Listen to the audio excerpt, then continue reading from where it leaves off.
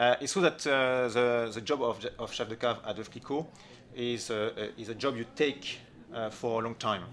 My predecessor worked for Veuve Clicquot for 30 years, and he was a chef de cave for 24 years.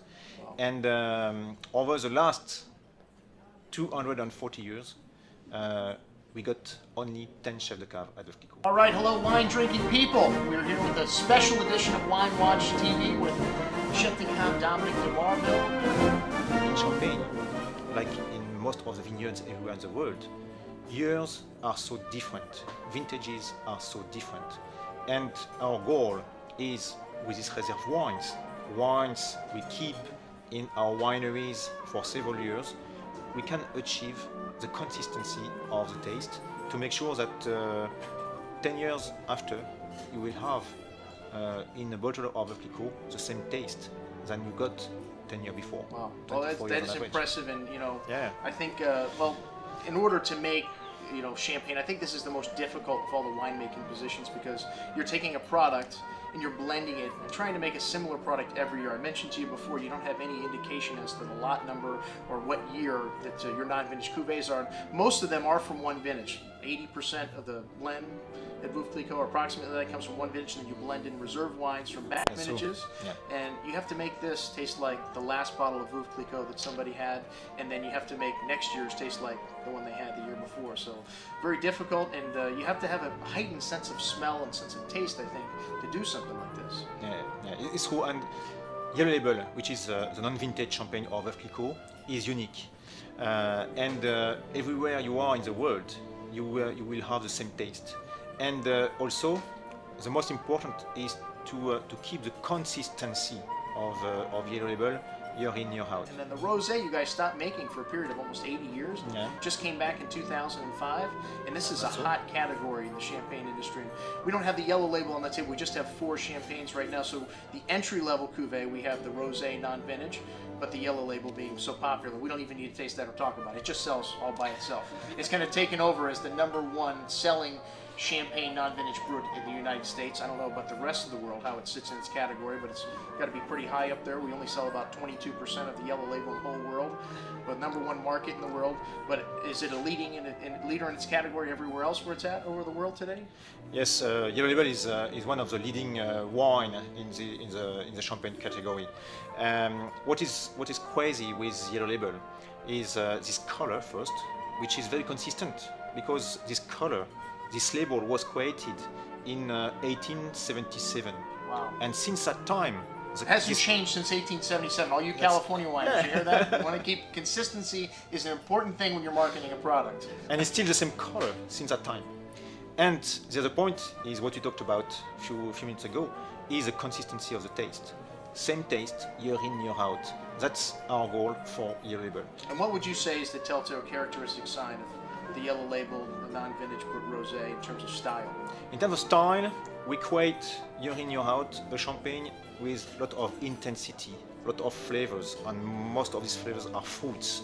It's a panel of fruits at the taste of Yellow Label. And due to the high level of Pinot Noir, the Pinot Noir is a grapes variety which predominates in Yellow Label and of course in the Rosé non-vintage. The Pinot Noir gives this full-bodied, this richness, this intensity on the palate, but this Pinot Noir from Champagne has also this wonderful brightness, this wonderful elegance. Sure, we have the 04 vintage out in the marketplace right now. This is how is this vintage for you, being you only see 3 of them in a decade? We had 02, yes, 04, and the next vintage will be 08. 08, which will be an amazing vintage also. Yes, the idea behind vintage is to create an exceptional wine. Exceptional due to its character. We love wine with character at Veuve Clicquot, and in the vintage we put and we push at the maximum the character of the wine. A wine with character, and that's why we don't make a vintage every year. 2002, a lot of concentration. 2004, a lot of lightness, freshness. 2008, big, very, very nice structure.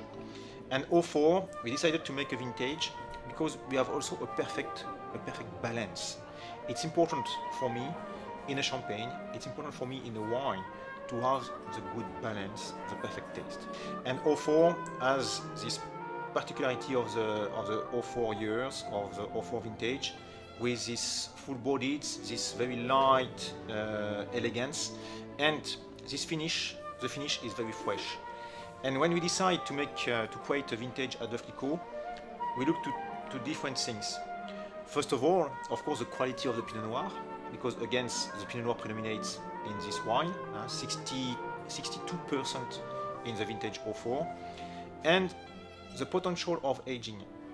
Our vintages are aging very well. Rosé is, as I can say, the sister or the brother of Yellow Label. Okay, I would call the sister because the rosé pink just to me indicates, you know, feminine. You're right. You're right. Pink is more feminine in terms of color. I love the nose on this one. You get some lovely strawberry, raspberry fruit, and plum. You can see that this color is very light. It's very feminine. You're right. From this point of view, it is a sister of Yellow Label. On the other point of view, when you smell it, when you taste it, more intense, a lot of fruits, and on the palate, full-bodied, very rich, with this beautiful elegance. It's more. I see how you the call it brother now. Okay. You see what I mean? The taste is more bolder, richer than exactly the light. Our vintages, as you can see, we have in front of us we have two vintage, the white and the rosé. The white 04 has this beautiful complexity, starting on the fruits, ripe, delicate fruitiness, with a touch of toasty bread, grilled bread flavors. It's a wine which is very, very large, which has a very, very strong intensity. So that's what you're looking for in a vintage, a really unique character, typical of what happened that vintage, and of course, what to speak about the place where it comes from and about the time where it came. Definitely, definitely. The vintage rosé, I noticed this smoky character in it. To me, it's a little drier than the rosé non-vintage. Also, you're right. So in our vintage rosé, we are looking for a wine with this character between smoky, fruits, and gentle bread, gentle toasty flavors. And this rosé 2004 is for me an amazing wine with this beautiful character. We are very close from Burgundy Pinot Noir taste, and on the palate you will see that the wine has this very, very gentle astringency, which makes the palate is unbelievable in terms of length. At Veuve Clicquot, we are using the blend of white wines and red wines since 1818. wow. Long time ago, close to 200 years ago. And the idea is to get the perfect balance between the white and the red.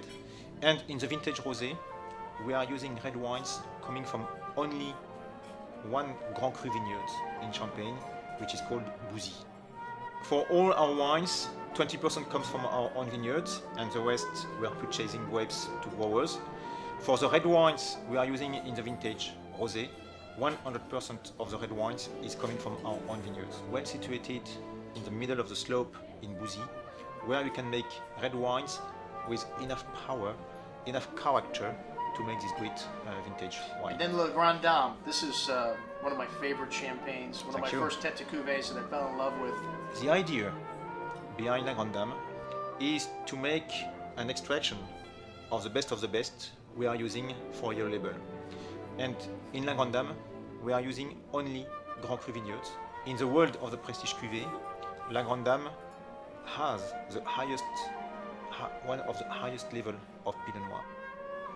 Again, the fruits, the intensity of the fruits we can find in Yellow Label, but with more minerality, with a lot of purity in this wine, because we are using grapes coming from only Grand Cru, where the soil are very pure, where the soils are very, very are dominated by the chalk. Champagne is a wine of celebration. When you celebrate, it's because you are happy. But we're happy every day here at the We are happy every day. That's a good. Every day above ground is reason to celebrate. So. And that's why every day we can drink champagne. Absolutely. Every day we can drink champagne. But if you want to keep this happiness, you must pour champagne in a proper way.